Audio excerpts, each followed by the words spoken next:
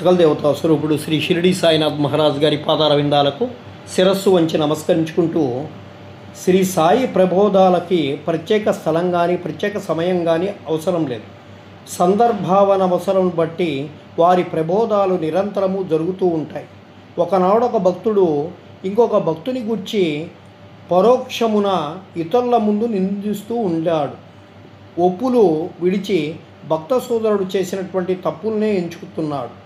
మిక్కిలి హీనమైన అతని దూషణను విన్నవారు విసిగిపోయారు. అనవసరంగా ఇతరులను నిందించుటచే అసూయ, దురభిప్రాయము మొదలైనవి కలుగుతాయి. యోగులు నిందలను ఇంకొక విధంగా భావించెదరు.